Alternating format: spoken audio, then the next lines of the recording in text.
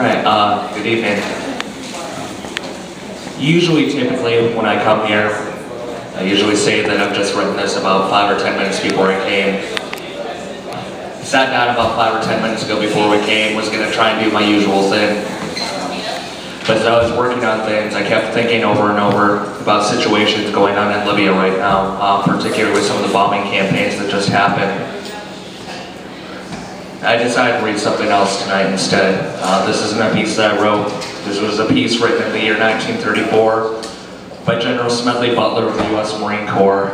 If you've never heard of this man, you can thank him for a couple of things. Number one, if you appreciate things like the GI Bill of Rights, it's because of Smedley Butler. Number two, he's hands down still to this day the most highly decorated Marine ever in U.S. history. But after retiring from the U.S. Marine Corps, he looked at the world around him. In 1934, wrote a book entitled War is a Racket. And I can't help to question some of the motivations here when it comes to bombing Libya right now. For the fact that President Salah of Yemen is doing the exact same things that Gaddafi is doing, but we're allowing to go forward with that. But we're bombing Gaddafi, when not that long ago, essentially Libya was a colony of British petroleum. I think Smedley Butler, if he were alive today, would appreciate these words being said about the Libyan bombing campaign. This is a piece entitled War is a Racket.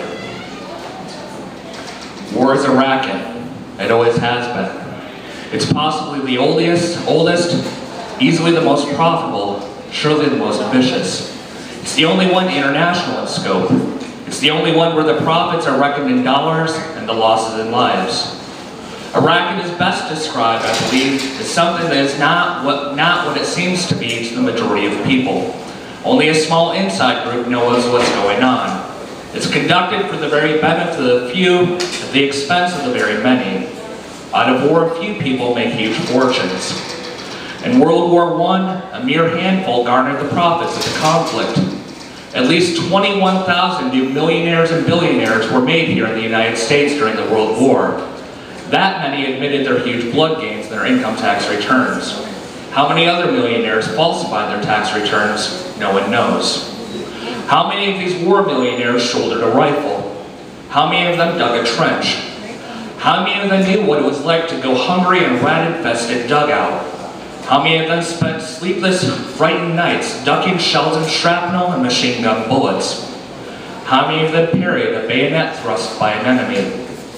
How many of them were wounded or killed in battle?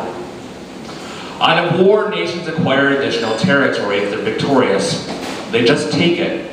The newly acquired territory promptly is exploited by those same few, the very same people who run out dollars of blood during the war. And it's the general public that shoulders the bill. And what is this bill? The bill renders a horrible accounting. Newly placed gravestones, mangled bodies, shattered minds, broken hearts and homes, economic instability, depression and all of its attendant miseries, back-breaking taxation for generation after generation after generation. For a great many years as a soldier, I had a suspicion that war was a racket. Now that I've retired to civil life, I fully realize it. Now that I see international war clouds gathering once again as they are today, I must face it and I must speak out. Yes, they're getting ready for another war, and why shouldn't they? It certainly pays high dividends. But what does it profit the men who are killed? What does it profit their mothers and sisters, their wives and their sweethearts? What does it profit their children? What does it profit anyone except for the very few for whom war means huge profits? Yes, and what does it profit the nation? It would have been far more cheaper, and I would say, far safer for the average American who pays the bill to stay out of foreign entanglements, just as General Washington pleaded us to do. But for the very few, this racket, much like bootlegging and other criminal underground activity, it pays huge dividends, but the cost of operation is always transferred to the American people. Thank you.